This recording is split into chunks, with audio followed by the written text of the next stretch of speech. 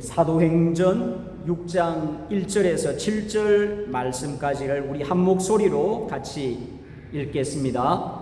그때 제자가 더 많아졌는데 헬라파 유대인들이 자기의 과부들이 매일의 구제에 빠짐으로 히브리파 사람을 원망하니 12 사도가 모든 제자를 불러 이르되 우리가 하나님의 말씀을 제쳐놓고 접대를 일삼는 것이 마땅하지 아니하니 형제들아 너희 가운데서 성령과 지혜가 충만하여 칭찬받는 사람 7을 택하라. 우리가 이 일을 그들에게 맡기고 우리는 오로지 기도하는 일과 말씀 사역에 힘쓰리라 하니 온 무리가 이 말을 기뻐하여 믿음과 성령이 충만한 사람 스데반과 또 빌립과 브로고로와 니가노로와 디몬과 바메나와 유대교에 입교했던 안디옥 사람 니골라를 택하여 사도들 앞에 세우니 사도들이 기도하고 그들에게 안수하니라.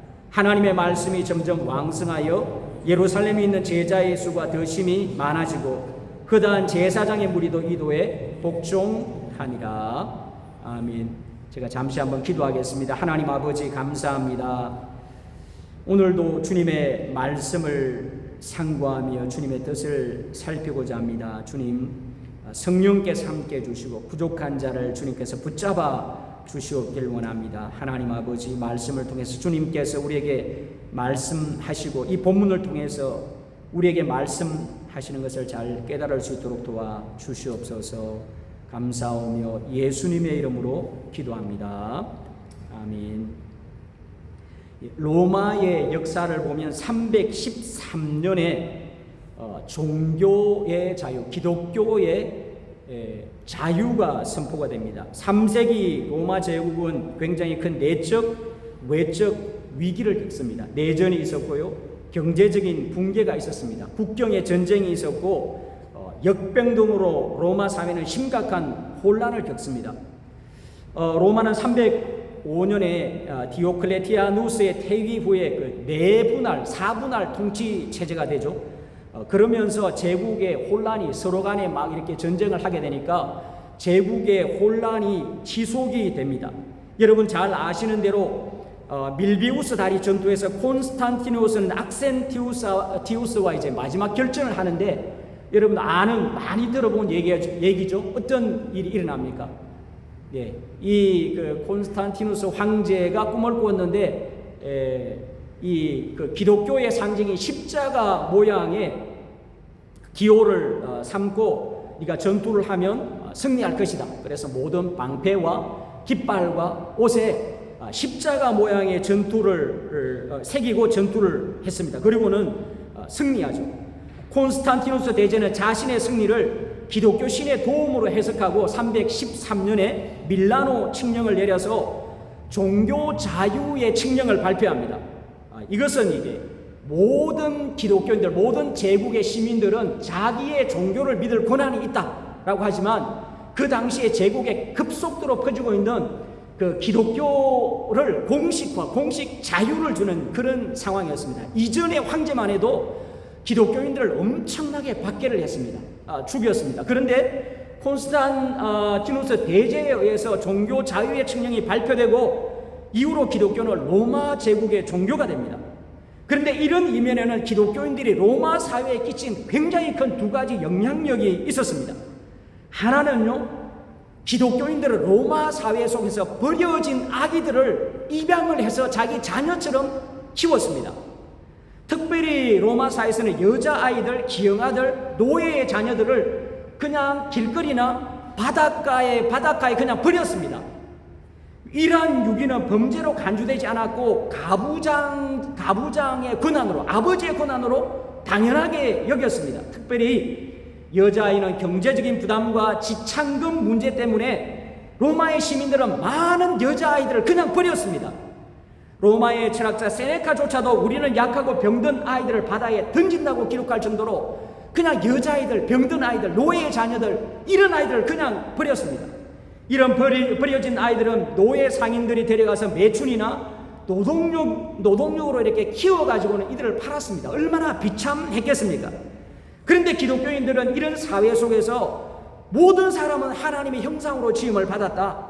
그리고는 이들을 입양해가지고 심지어는 노예의 자녀, 여자아이, 버려진 아이, 장애자 아이들 이런 아이들까지 입양해가지고는 이들은 하나님의 자녀다, 우리가 하나님의 형상으로 믿는다고 배웠는데, 우리가 하나님의 형상으로 창조되었다고 배웠는데 이들을 입양했습니다. 그리고는 이들을 자기의 자녀처럼 키웠습니다. 여러분, 우리 영화 같은 데 보면 베너도 그렇지 않습니까? 로마사에 입양이 되지 않습니까? 물론 장군이 거의 전쟁에서 죽어가는데 건져가지고 입양이 되지만, 이런 입양이 기독교인들, 공인 되기 전에도 기독교인들은 많은 버려진 아이들, 여자아이들 입양해가지고 집에서 키웠습니다. 이런 일들을 로마 사회에서 윤리적인 충격으로 받아들여졌습니다. 두 번째, 기독교인들이 기독교가 공인되기 이전에 어떤 큰 일을 했냐 하면, 로마 제국에서는 두 번이나 큰 전염병이 퍼진 적이 있습니다. AD 165년에 한 번 있었고요, 3세기 중엽에 246년에서 262년까지 14년 동안 로마 제국 전체에 전염병이 돌았습니다. 전염병에 한 번 걸리면요, 설사하고 구토, 발열이 나고 입이 붓고 창자가 썩는 이런 전염병이 14년 동안 돌았습니다. 그래서 이런 전염병이 퍼졌을 때 14년 동안 전염병이 퍼지니까 대다수의 로마 시민들은 로마를 떠나기도 했고요, 로마의 신전 제사장들도 다 버리고 로마를 떠났습니다. 그런데 기독교인들은 어떻게 했는 줄 아십니까? 기독교인들은 병자를 버리고 도망가지 않고 자신들이 이 병자를 돌보았습니다. 씻기고 먹이고 돌보고 자신들의 생명을 돌아보지 않고, 우리는 믿으면 천국 간다는 그 믿음으로 사람들을 씻기고 먹이고 하다 보니까 많은 병자들이 회복이 되었습니다. 콘스탄티누스 황제의 기독교 칙령 배경에는 이런 로마 기독교인들의 헌신적인 봉사가 있었고, 자신의 생명을 바쳐가면서 전염병자들을 먹이고 씻기는 일을 했습니다. 이런 일들이 굉장히 많이 있었고, 콘스탄티누스 대제의 어머니 또한 어땠습니까? 그 어머니 또한 이 콘스탄티누스 대제를 위해서 굉장히 기도를 했었고, 기독교 공인 이후에는 이 어머니와 로마 제국은 같이 힘을 합쳐가지고 기독교인들이 하고 있던 사회 봉사와 구제를 로마 제국 전체의 행정에 편입시켰습니다. 오늘날 우리나라에서 사회적으로 안전망을 하는 것이 여기에서 나왔습니다. 오늘 말씀을 보니까 어떻게 되었습니까? 6장 1절에 보니까, 그때에 제자가 더 많아졌는데 헬라파 유대인들이 자기들의 과부들이 매일의 구제에 빠짐으로 히브리파 사람을 원망하니, 12사도가 제자를 불러놓고는 우리가 말씀과 기도를 제쳐놓고 공개를 일삼는 것, 접대를 우리가 하는 것이 마땅치 아니하다 하고는 7사람을 택하여서는 그 일을 맡기고, 사도들은 기도하는 일과 말씀 전하는 일에 전념하겠다, 이 일에만 우리가 힘을 쏟겠다라고 합니다. 여러분, 그런데 무엇입니까? 초대 교회의 중심적인 역할 중에 하나가 구제였습니다. 초대 교회의 중심적인 역할 중에 하나가 구제였습니다. 여러분, 우리가 앞쪽에서 아나니와 삽비라 사건이 왜 일어납니까? 교회에서 구제를 하려고 하다 보니까 많은 가난한 사람들이 있었습니다. 예루살렘에 말년에 올라와 가지고는 말년을 보내기를 원하고, 디아스포라 유대인들이 재산을 팔아서 내가 뭐 한 60년 70년쯤 살면 죽겠지, 팔아서 올라왔는데 더 이렇게 오래 살게 됩니다.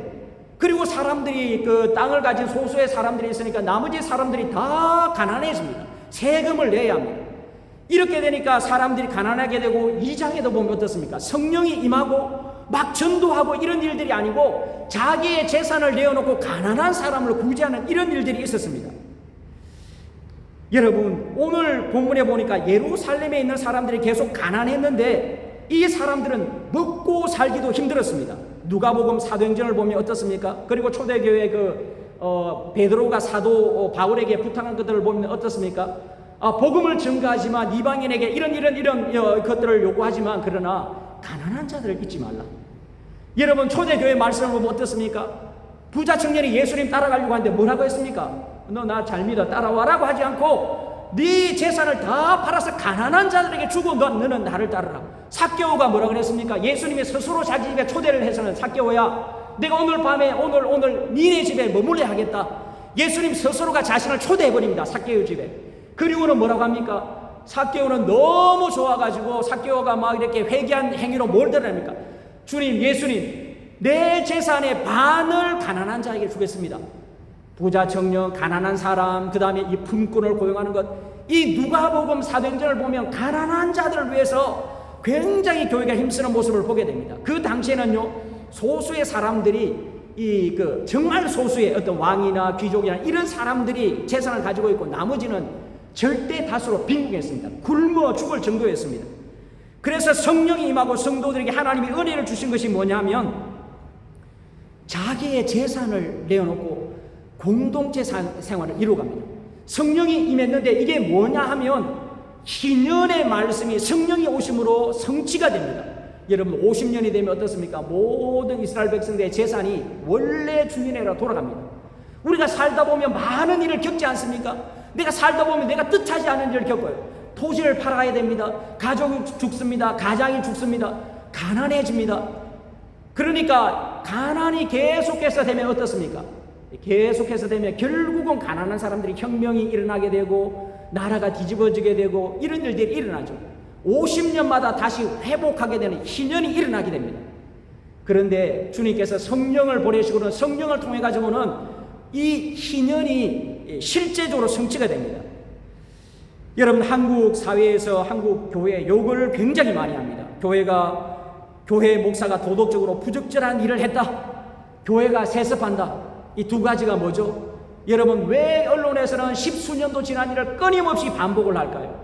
왜 이런 일을 왜 끊임없이 반복할까요? 물론 목사가 그렇게 하면 안 되죠. 교회가 그렇게 하면 되지 않습니다. 교회는 정의를 세워가야 하는데 두 가지를 공격하면서 뭘 공격합니다? 언연중에 한국 교회는 정의가 없다. 한국 교회는 부도덕하다. 은연중에 이런 것들을 계속 확대 재생산하니까 어떻게 됩니까? 믿는 성도들도 교회는 정의가 없는 곳이야. 교회는 부도덕한 것이야. 그렇게 사람들이 다른 곳으로 이사를 가거나 이렇게 하면 교회를 오지 않아요. 안 믿는 사람들도 교회에 대해서 부정적인 인식을 많이 가지게 되고 이 믿는 우리 형제들도 내가 이사를 가거나 가면 교회에 대해서 그런 게 쌓여 있으니까 교회의 은연중에 그런 것들이 쌓여가지고는 자기 어떤 불신앙이나 신앙생활을 하고 싶은 이런 것들이 교회를 나가지를 않습니다. 여러분 한국 교회에 정말 이런 교회가 몇 교회가 될까요? 제가 제 주위에 제 제자와 후배들 가까운 동료 가운데 7분이 개척교회를 합니다. 그것도 10년이 넘었습니다. 한국 교회 대부분의 교회들이 개척교회입니다. 큰 교회 몇 교회 없습니다. 큰 교회에서 그냥 세습하고 이런 것들이 있는데 세습하지 않고 정의를 세워나가면 좋겠지만 교회 형편상 또 성도들이 원한다 이렇게 하는데 교회는 성도들이 결정하고 했는데 물론 그렇게 안 하면 너무 좋겠지만 안 하면 정말 위대한 목사님들이 되겠지만 또 교회가 이렇게 지나다 보니까 참 불이한 그런 일들이 없으면 좋겠지만 인간 사회에 그런 일이 없을 수가 없지 않습니까? 변명을 좀 드리자면 언론에서 계속해서 이렇게 얘기를 하니까 지속적으로 교회를 공격하니까 어떻습니까? 교회가 점점 이렇게 사람들이 교회 간다. 예수는 믿어. 그러나 교회는 가지 않아요. 가지 않아. 계속해서 교회를 이렇게 공격하는데 사회에서 교회를 공격하는데요. 사회에서 교회를 공격하고 그 다음에 이런저런 성사상에서 공격하고 왜 그렇게 하는 줄 아십니까? 여러분 왜 그렇게 하는 줄 아십니까? 여러분 성평등 어디에서 나오신 줄 아십니까? 칼 막스의 사상에서 나왔습니다. 여러분 알고 계십니까? 교회를 왜 공격하죠? 교회를 왜 공격하죠? 마르크스가 뭘 가르쳤습니까? 자본주의의 모습은 어디에 있다? 계급 투쟁에 있다. 우리 공산주의 혁명을 완성해가지고 자본주의 사회에서 자본가들이 소수의 사람들이 우리 자본을 다 끌어간다. 그래서 우리가 가난한 거야. 우리 사회에서 정의를 세워야 돼. 근데 정의를 세워야 할 저 교회는 정의가 없어. 도덕적으로 윤리적으로 타락한 곳이야. 계속해서 공격합니다.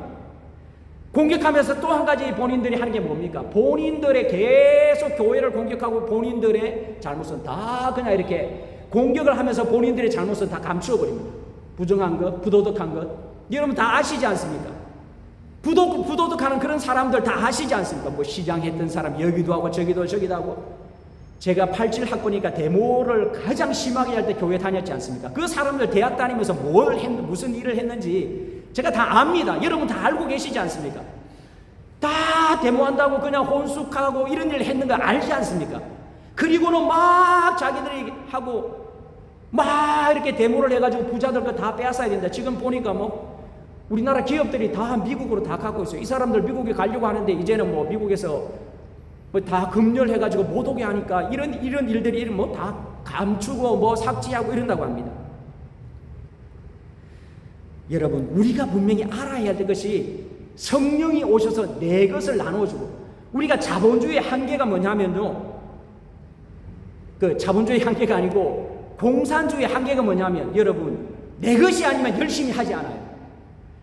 내 것이 아니면 열심히 하지 않는다니까요. 성경에서도 제가 굉장히 오랫동안 고민한 문제가 뭐냐면, 정말 하나님은 개인의 사유재산을 인정하셨을까? 이게 몇 년 동안 계속 고민했어요. 제가 그 자본론도 뭐 영어도 잘 되지 않는데 영어로 그냥 읽으면서 잘 이해도 못하고 이렇게 했었는데, 근데 결론은 보니까 단순한 데 있다요. 단순한 데 있더라고. 결론은 뭐냐면, 너는 도둑질 하지 말라. 너는 도둑질 하지 말라. 6계명. 10계명에 너는 남의 것을 탐내지 말라. 주님은 우리의 개인의 사유재산을 인정해줘요. 여러분, 우리 사유재산이 없으면 열심히 일할까요? 여러분, 내 재산도 아니네 내가 열심히 사업할까요? 이 사업해가지고 다른 사람 다 나눠줘야 될 건데 할까요? 안 합니다. 우리 공공부 차 내가 렌트카만 빌려도 그렇지 않습니까? 막 차 마음대로 몹니다. 여러분, 우리 주님은 우리에게 지혜도 주시고 우리가 최선을 다해서 공부하고 새 것을 만들어내고 그렇게 사는 것과 나누자. 여러분, 남북한이 지금 어떻게 됐죠? 우리나라와 북한을 비교하면 같습니다. 북한은요, 해방되고 난 이후에 이 남쪽보다 훨씬 더 사람들이 먹고 사는 생활이 안정되어 있었습니다. 근데 남쪽은 아니었습니다. 1948년도 이 남북 총투표를 해서 정부를 세우자고 했는데, 그때 나눠지고 나면서 남쪽의 전기를 남쪽으로 향하는 북쪽의 대부분 발전소나 이런 게 다 있었으니까요. 일제시대 때 이게 그 북쪽에 이제 대륙을 먹기 위해서, 만주나 뭐 이곳을 먹기 위해서 이제 일본 사람들이 발전소 공장을 전부 북쪽에 다 건설했지 않습니까? 그게 지금 이제 남쪽으로 전기를 줬는데, 요게 언제 끊어지냐면 1948년도 10월 이후로 끊어집니다. 제가 어렸을 때 우리 집에 그 전기 처음에는 뭔지 몰랐어요. 나무 기둥에 뭐가 박혀 있었는데 저게 뭘까? 전혀 이렇게 단자로 그 자기로 이렇게 그 도자기로 구워진 게 나무 기둥에 박혀 있었는데 저게 뭘까 몰랐어요. 근데 제가 초등학교 들어가고 난 다음에 전기가 들어왔는데, 제가 워낙 깡촌에 살아가지고 도시에는 전기가 있었는데 우리나라 시골까지 전기가 들어온 지가 제가 초등학교 들어갔을 때 전기가 들어왔습니다. 전기가 들어와서 보니까 거기에 전기선을 감아서 집으로 전기를 들이더라고요. 그 전까지 몰랐습니다. 그러니까 48년 이전까지 북한에서 생산된 전기가 남한으로 흘려보냈고, 북한은 남쪽보다 사람들이 먹고 살고 이런 것에 생활이 안정이 되어 있었어요. 남쪽은 없었습니다. 제가 제 형만 해도 그 남쪽에, 저희도 워낙 깡촌에 살고 그렇지만 농촌에 살았기 때문에 꽁보리밥이라도 먹었거든요. 하루에 2끼 정도. 그 밥도 이렇게 모자라가지고 뭐 어머니가 무도 썰어놓고 감자도 썰어놓고 그래 간장해가지고 뭐 비벼 먹고 거의 그렇게 먹고 살았습니다. 농촌인데. 근데 이 도시로 나간 사람들은 밥을 굶잖아요. 학생들 학교 가면 이 도시락이 없는 학생들, 나는 괜찮다고 해서 밖에 나가가지고 물 마시고 그런 얘기 많이 들어보셨잖아요. 남북이 그렇게 돼 있었는데 어떻게 되었습니까? 북한은 계속해서 나눠 쓰자. 뭐가 있습니까? 지금 와가지고 어떻게 됩니까? 우리가 북한의 실정을 뭐 이렇게 10% 북한에서 탈출한 사람들이 엄청나게 많은데, 그 사람들의 얘기를 그냥 10%만 들어도 그 사람들이 얼마나 가난한지 알아요. 북한에서 그러니까 들어온 사람, 지금 북한 남한의 그 굶주리고 헐벗은 인민들을 해방시켜야 된다고 이렇게 선전합니다. 그 인민들을 해방시켜야 될 그때가 언젠가 하면 남북이 갈라지고 남쪽이 엄청 못 살았거든요. 그런 사상을 아직까지 이제 북한에서는 가르치니까 그런 줄 알고 있습니다. 이런 심각한 경제난이 되고, 그 다음에 1990년대부터 북한에서 대기근이 오게 되죠. 90년대부터 소련이 무너지면서 북한에 지원을 못하게 됩니다.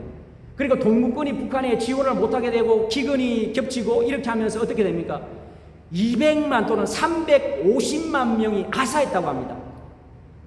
참 안타까운 얘기인데 그 탈북자들의 얘기를 들어보면 정말 막 자기 집에 눈에 고기가 보여서 잡아먹었는데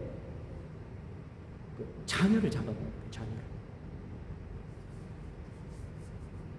이 사람이 굶어버리면 그냥 이 정신적으로 이렇게 정말 이렇게 잘못돼 가지고는 막 너무 배가 고프니까 그런 일이, 우리 성경에도 그런 일이 있지 않습니까? 전쟁할 때 사람, 우리가 주님의 은혜를 주셔가지고 정상적으로 사고 정상적으로 살아간다는 게 이게 은혜입니다. 이 믿지 않는 사람도 성령이 은혜를 주셔가지고 정상적으로 살아가는 이게 하나님의 일반적인 은혜입니다. 200만 내지 300만이면요, 200만이면 300만 넘으면 350만이 죽었다고 하는데 부산 인구가 350만이 조금 되지 않습니다. 그 정도 됩니다. 어마어마한 사람들이 굶어 죽었습니다. 여러분, 나누는 것이 좋은데 하나님의 은혜를 우리가 개발하고 내가 있는 것들을 성령의 은혜로 이렇게 나누고 해야 되는데 이 성령의 은혜가 없고 인간적으로 우리가 사회주의 하자, 공산주의 하자고 하면 결론이 어떻게 됩니까? 동구권이나 여러분, 우리가 제가 어렸을 때 러시아가 무너지기 전에 텔레비전을 보면 빵 산다고 하루 종일 써 있습니다. 빵 한 조각 산다고. 우리 기름이 없어가지고 한 5시간, 3시간, 5시간 줄 서본 경험 있지 않습니까? 새벽부터 가가지고 완전히 밤새워서 이미 밤을 차 안에서 셉니다. 그리고는 가가지고 기름을 담습니다. 기름 없으면 차는 좀 이렇게 세워놓으면 되지만 빵이 없으니까 하루 종일 빵 하나 살려고 있어요. 사람들이 빵이 다른데 있는데 게으르니까 이걸 잘 나누지를 못하니까 이런 일들이 일어나게 됩니다. 하나님이 없다고 살아가면 하나님이 축복을 안 하시고 사람의 이성적으로 먹고 살려고 하면 이게 되지를 않습니다. 여러분, 한국교회에 정의가 없다, 부정하다고 하는데 한국교회에서 가장 많이 하는 것이 무엇인지 아십니까? 한국교회에서 한국교회가 한국 사회 여러 기관에 구제하는 90%, 제가 통계를 찾아봤는데 이 통계를 내지를 않아요. 통계를 내지를 않는데 95% 이상이 어디서 구제하는지 아십니까? 교회에서 구제합니다. 한국 사회, 한국의 한국의 총생산 GDP의 1%를 한국 교회에서 구제를 해요. 우리나라 GDP 숫자를 계속 말씀드리면 좀 이렇게 복잡하니까 한국의 GDP가 엄청나지 않습니까? GDP의 1%를 교회가 구제를 합니다. 모든 기관들 교회에서 헌금을 다 대가지고 합니다. 여러분, 한국 사회에 정의가 없다, 부정하다고 막 공격을 하는데 실제로 한국 사회가 하는 이런 것들은 언론에서 절대 얘기하지 않습니다. 천주교에서 뭐 좀 했다, 와. 불교에서 뭐 좀 했다, 와. 천주교 신부님이 이렇게 평생 가난하게 살았다, 와. 왜 불교의 스님이 이렇게 평생 하고 옷 한 벌밖에 남지 않았다, 와. 독신으로 사니까 가능하죠. 여러분, 우리 개척교회 하시는 분들, 우리 선교사님들 자녀들 다 데리고 그만큼 가지고 자녀들 키우고 양육합니다. 그런 것들은 사회에서 다 감추어버립니다. 교회 목사님들 세금 내라고 했는데 실제로 세금 내라고 하고 보니까 정부에서 이거 잘못했다. 개척교회 목사님들이 너무 많은 거예요. 개척교회 목사님들이 생활도 안 되는데 막 생활비를 지원해. 오히려 더 잘 된 것 같아요. 세금 내고 이런 목사님들은 별로 되지 않는데 개척교회가 거의 한국교회에 제가 거의 90% 이상이 개척교회입니다. 성도 몇 명 되지 않습니다. 이분들 좀 이렇게 좀 도움을 받을 수 있으니까 오히려 더 잘 된 것 같아요. 정부에서 아주 잘한 것 같습니다. 여러분, 한국교회에서 사회복지나 구제를 엄청나게 많이 합니다. 그리고 또 한 가지 뭐 합니까?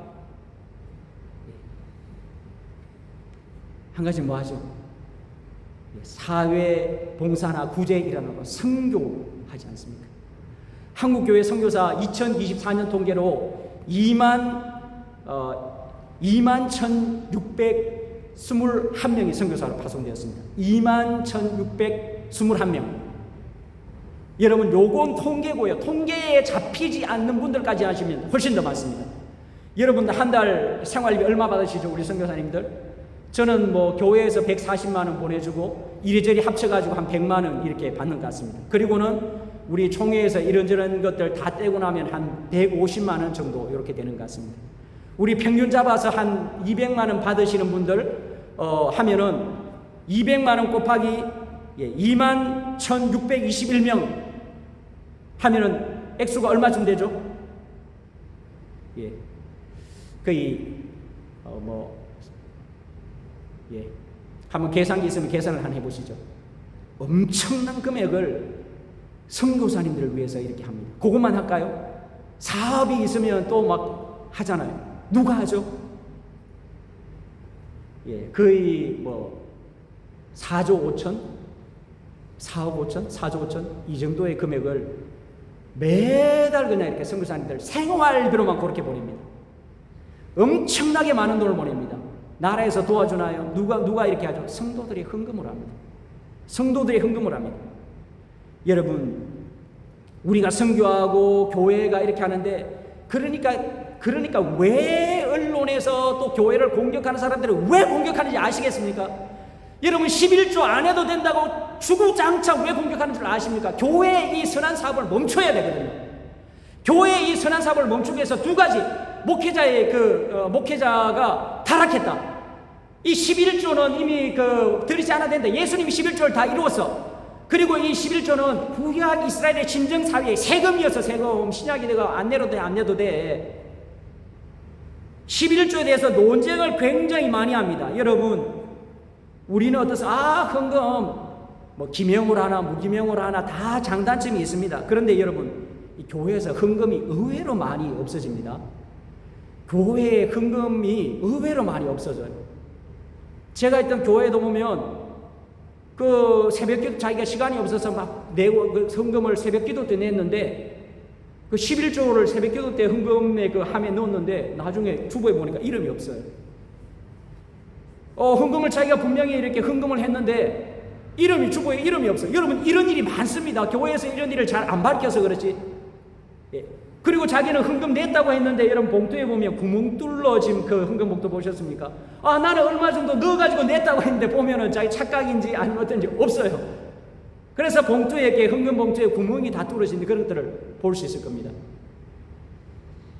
언론을 장악하고 교회를 욕하는 사람들이 방향을 딱 설정해야 돼. 뭐냐? 헌금이다 이거. 헌금을 어떻게 했었는지 여러분, 성도들이 11조 내고 헌금, 가장 큰 헌금이 11조입니다. 11조를 해가지고 우리가 선교하고 우리가 생활하고 있습니다. 자녀들 양육하고 있습니다. 그리고는 공격하는 거예요. 여러분, 우리도 마찬가지지만 우리는 선교사님들이 사역하면서 11조보다 훨씬 더 많은 작은 생활비 받아서 거기서 사역하고 이렇게 하죠. 우리 자녀들에게는 어떻게 합니까? 헌금 생활 잘 해야 된다고 가르쳐요.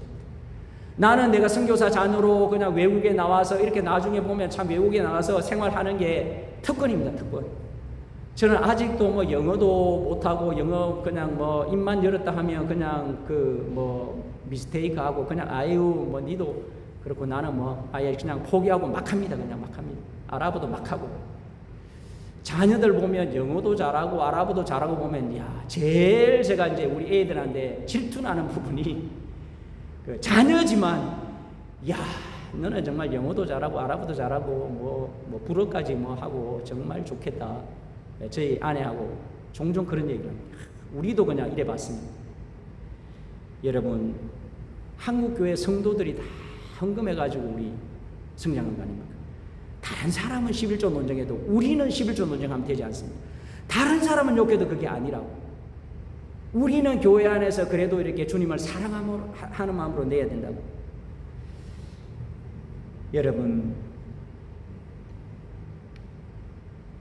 우리가 헌금 생활 찾게 하면 우리가 어떻게 살아가? 하나님이 살게 하시죠. 여러분 믿으십니까? 동의하십니까? 하나님이 살게 하십니다. 요즘은 아파트 같은 거 얻으려면 몇십억을 하고 은행에 돈을 대출하니까 평생 은행에 돈을 갚는다고 보니까요.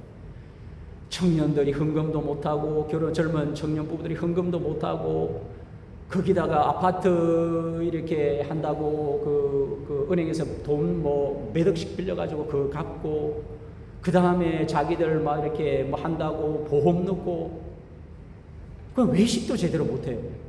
여러분, 그래도 한 번씩 외식도 하면서 좀 그렇게 필요하지 않습니까? 예, 물론 예수님께서 좀 싫어하셨지만요. 네.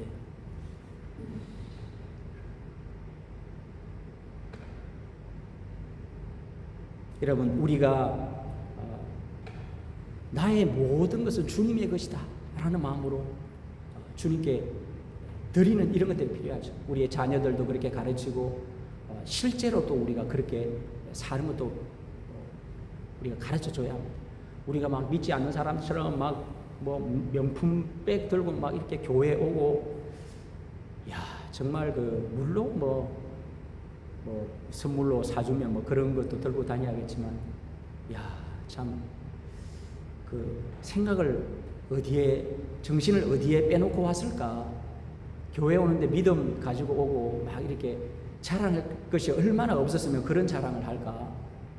교회 오면 예수님 자랑만 하면 되는데, 여러분, 주님께서 우리가 이렇게 살아가면 은혜를 주십니다. 인생을 살다 보면요, 딱 어떤 한순간의 판단으로 인생에 이게 갈리는 기로가 있어요. 근데 우리가 믿음 생활하고 헌금 생활 잘 하다 보면, 물론 하나님께서 그런 걸 다 막아주시고, 또 하나님께서 내가 뭐 병들어서 병원에 가거나 아파서 가거나 이런 것들을 막아주시고, 물론 그렇게 안 하실 때도 있지만 대부분 그렇죠.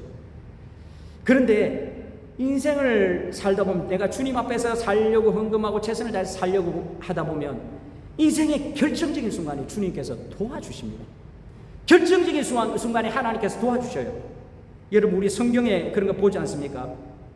우리가 엘리의 후손들이 하나님을 잘 섬기지 못하고 선지자가 사무엘에 통해서 하나님 뭐라고 말씀하십니까? 네가 하나님께서 저주를 말씀하잖아요. 근데 역사적으로 계속 보면 뭐 그런 게 별로 없어요. 근데 언제 이들이 엘리의 제사장의 후손들이 쫓겨납니까? 압살롬이 반역했을 때 압살롬 쪽으로 붙어버리잖아요. 그렇지 않습니까? 압살롬 쪽으로 붙어버려가지고 하나님이 말씀이 응하게 된다고요. 여러분, 우리가 살아가는데 주님을 섬기고 헌금생활 잘하면 내가 막 부족하고 이럴 것 같은데, 그렇지 않고요, 결정적인 순간에 이게 이 엘리의 후손들처럼 우리가 살아가는데, 이런 내가 이렇게 하나님의 은혜와 축복의 길로 가는 것이 아니고 반대의 길로 결정을 하게 되는 이런 일들이 있습니다. 사기를 당한다든지, 내가 막 어떤 집을 사려고 했는데 뭐 이렇게 판단을 하다가 집을 못 샀는데 뭐 가격이 확 뛰어가지고는 이런 일이 일어나게 된다든지. 사랑하는 여러분, 저와 여러분이 주님 앞에서 헌금생활 바르게 하시고, 우리가 가난한 자, 우리 교회가 해야 될 일이 뭘까? 이런 일들을 기억하시면서 정말 주 앞에서 바르게 살아가는, 또 가르치는 그런 저와 여러분 될 수 있기를 주의 이름으로 축복합니다. 오늘 본문 두 번째는요, 교회의 기초는 말씀과 기도라는 것입니다. 우리 2절, 3절, 4절을 같이 한번 읽어보도록 하겠습니다. 12사도가 모든 제자를 불러 이르되, 우리가 하나님의 말씀을 제쳐놓고 접대를 일삼는 것이 마땅하지 아니하니, 형제들아, 너희 가운데서 성령과 지혜가 충만하여 칭찬받는 사람 7을 택하라. 우리가 이 일을 그들에게 맡기고 우리는 오로지 기도하는 일과 말씀 사역에 힘쓰리라 하니. 여러분, 교회의 구제와 봉사 사역이 중요합니다. 중요하는데 교회의 본질적인 사명이 무엇인지를 사도들이 구체화하고 있습니다. 교회의 본질적인 사역이 무엇입니까? 오늘 말씀에 보니까 4절 말씀 보니까 오로지 기도하는 일과 말씀 사역에 힘쓰리라.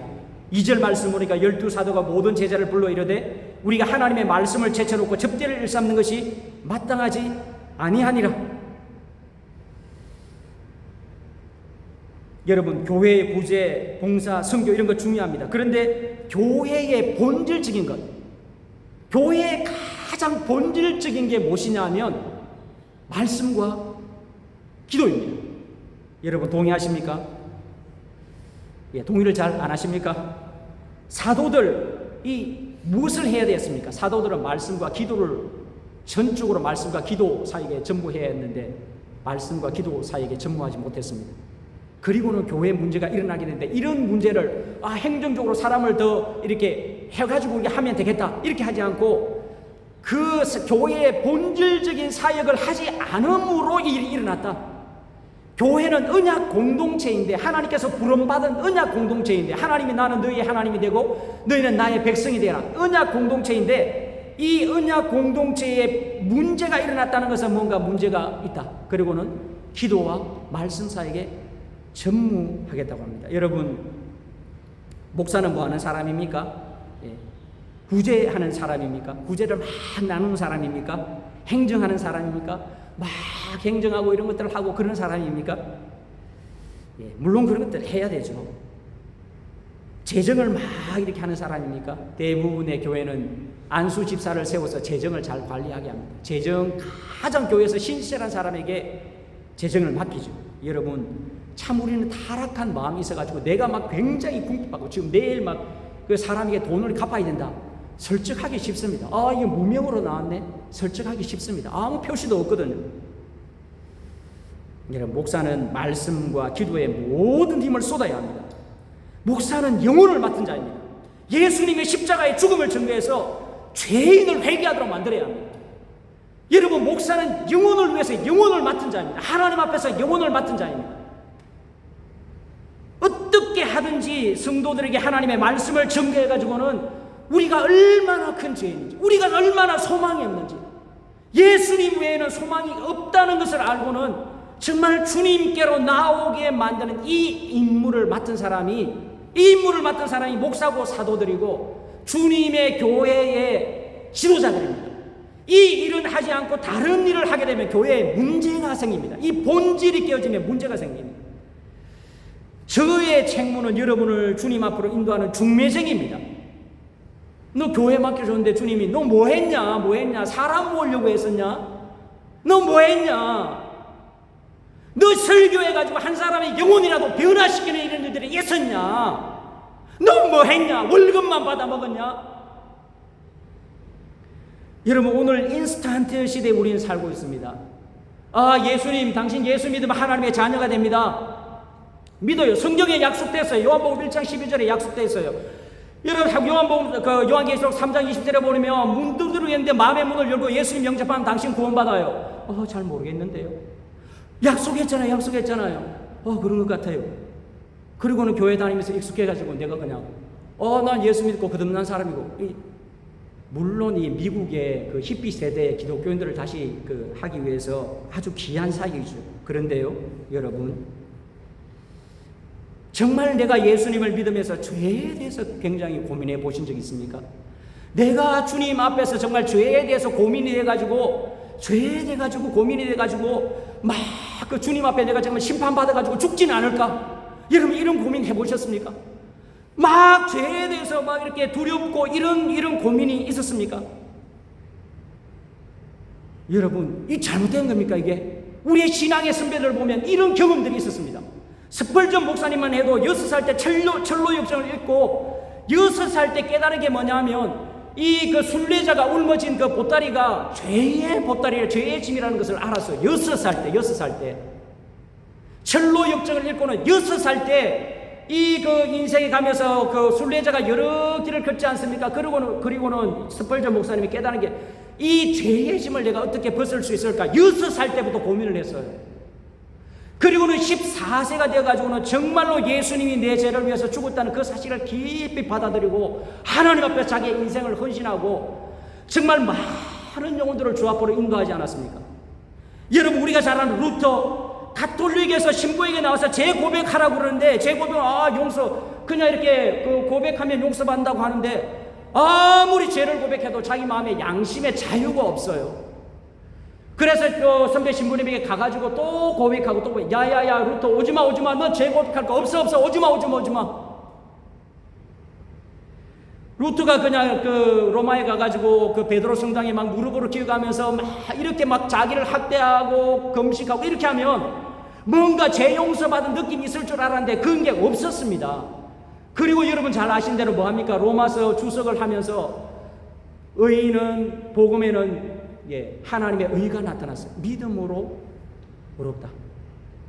예수님을 믿음으로 하나님의 의가 주어지는구나. 내가 막 힘쓰고 애쓰고 이렇게 해가지고 의를 얻는 것이 아니고 하나님께서 주신 예수님의 그 죽으심을 통해서 죄 용서를 통해서 의인이 되는구나. 성령이 내 죄를 깨끗하게 하시고 확신을 주시는 겁니다. 여러분 켈빈이나 믿음의 선배들이 다 이런 일들이 있었습니다. 우리는 없잖아요. 그런 게 있습니까? 그리고 내가 주 앞에 드리고는 모든 것을 다해서 주님 앞에 헌신하며 나아가는 이런 삶이 기독교인의 삶이지 않습니까? 근데 우리는 너무 그냥 이렇게 교회에서 이런 말씀을 가르치면 아이 목사님 그거 아니라고 아이 목사님 우리가 그냥 이렇게 힘들게 사시는데 좀 교회 오시면 좀 위로의 말씀을 좀 주시고 교회 오면 성공한다는 그런 말씀을 좀 주셔야지. 특별히 해외 한인교회들은 왜 그렇게 문제가 많습니까? 막 이렇게 스트레스 받고 이렇게 하는데 교회 와 목사님 좀 위로를 주셔야지. 아이 목사님 그런 설교 아니라고 좀 위로 주시고 성도들 잘한다고 칭찬 좀 해주시고. 그러니까 마음에 들지 않으니까 아 목사님 내가 이렇게 당신 월급 주는데 당신 나가시라고 성도들이 싸웁니다. 정말로 이렇게 우리의 죄에 대해서 고민하고 아파하고 보면 다 요즘은 성도들이 목사를 가르쳐요. 성도들이 막 얼마나 똑똑한지 목사를 가르칩니다. 마치 그냥 우리나라 월드컵에 보면 뭐 그 감독이 있는데 야 너 감독 그게 뭐야 내가 그 자리에 가서 더 잘하겠다고 이런 게 교회에 들어와가지고 성도들이 막 너무 똑똑해가지고 그렇게 해요. 여러분 그게 아닙니다. 하나님 앞에서 우리가 죄를 회개하고 정말 말씀대로 이렇게 하고 얼마나 우리가 큰 죄인인지 정말 우리가 예수님 하면 안 된다는 성경을 해설해주고 성경의 역사가 있고 이런 것들로 우리의 영혼이 변화되고 정말 우리가 세상 것들이 바울 사도의 말대로 세상 것을 똥같이 여기는 그 정도 수준은 안 돼도 세상 것에 대해 내가 이렇게 사나 저렇게 사나 그 정도 수준은 되어야 합니다.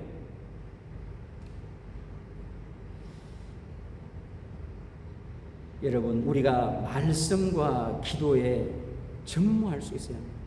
우리도 사역을 하다 보면 다 탈진되어가지고 조나단 에드워드 목사님도 그렇지 않습니까? 미국 인디안 선교를 하고 완전히 실패하고 탈진돼서 돌아오는데 누구를 만납니까? 모라비안 교도들을 만나가 진젠도르프 백작을 만나가지고 이 모라비안 교도를 통해서 성령의 역사와 은혜를 체험하고는 완전히 이렇게 달라져가지고는 이제 나중에는 결별을 하죠. 이 모라비안 교도들이 너무 이렇게 적흥적이다 이런 것 때문에 결별을 하는데 그 이후로 완전히 삶과 신앙이 달라져가지고는 그 영국의 부흥을 이끌지 않습니까? 영국이나 미국이 보면 참 축복이 뭐냐면 우리나라도 마찬가지인데요. 정말로 소망이 없고 사람들이 도덕적으로 타락해 가는데 성령의 역사가 일어나가지고 부흥이 일어나거든요. 사람들이 지금 우리도 그렇지 않습니까? 부흥이 아니면 소망이 없어요. 막 그 찰스 피니가 했던 막 그 광고하고 사람 모으는 이런 부흥이 아니고 성령께서 주시는 그 부흥 정말로 간절히 받는 성령이 회개케 하는 그런 부흥의 역사들이 간절히 필요합니다. 우리가 2017년에 그랬죠. 평양 대부흥운동의 100주년 기념하면서 2007년에 평양 대부흥이 일어나고 100주년 1907년도에 일어나고 2007년도에 이제 대부흥운동을 일으키자 이렇게 했었는데 여러분 어떻게 됐습니까? 2007년도 맞죠? 2007년도에 막 대대적으로 홍보해가지고 전국적으로 부산에서도 해운대 센텀시티 엄청나게 큰 데서 청년들 모였는데요. 그때 강사로 오신 목사님의 설교를 듣고 깜짝 놀랐습니다. 아니 저렇게 큰 교회 목사님이 말씀이 없네. 회개하라는 말이 없네. 그러고는 어떻게 되었습니까? 막 대대적으로 여러분 홍보했지 않습니까? 기억하시죠? 그리고 그때 무슨 일이 있었습니까? 아프간 사태가 터져가지고 완전히 그냥 얼음물을 끼얹어 버렸지 않습니까? 인간적으로 하니까 하나님이 그냥 막 얼음물을 끼얹어 버렸습니다. 7절 말씀도 보니까 예루살렘 교회의 제자 수가 더 많아졌다고 합니다. 말씀이 왕성하였어요. 말씀이 왕성하는 게 뭡니까? 말씀이 완전히 성도들을 바꾸어 놓았습니다. 예, 부흥이죠. 우리는 자꾸 성장하고 연예인 초청하고 이렇게 하는데 부흥의 역사가 일어났습니다. 말씀이 우리를 지배해야 합니다. 여러분, 기도하고 성령이 깨닫는, 제가 저번 주에도 말씀드렸지만 성령이 주시는 그 영감적인 그 말씀이 우리에게 있어야 하고 그 말씀이 우리를 변화시켜 갑니다. 사랑하는 여러분, 교회에 일이 있을 때 목회자는 말씀과 기도에 전무할 수 있도록 다른 일이 있으면 사람을 뽑아서 세워서 하면 됩니다. 목사는 뭐 해야 됩니까? 말씀과 기도에 전무해야 합니다. 말씀의 그 본질에 집중할 때 교회에 하나님이 은혜를 주시고 부흥을 주신다고 말씀하고 있습니다. 우리 대부분은 다 선교사입니다. 말씀과 기도에 집중하는 삶을 살아가시고 우리의 가난한 이웃들을 돌아보시는 그런 저와 여러분 될 수 있기를 주의 이름으로 축복합니다. 한번 기도하겠습니다. 하나님 감사합니다. 우리가 구제하며 이웃을 돌아보는 이 일에 낙심하지 않도록 도와주시고 하나님, 우리 한인교회가 말씀과 기도의 본질에서 떠나지 않도록 도와주시옵기를 원합니다. 하나님 아버지, 참으로 우리 속에 죄에 대해서 괴로워하며 안타까워하는 이런 거룩한 일들이 일어날 수 있도록 도우시고 주님께서 우리를 만나주시고 우리를 회개시켜 주시옵소서. 감사하며 예수님의 이름으로 기도합니다.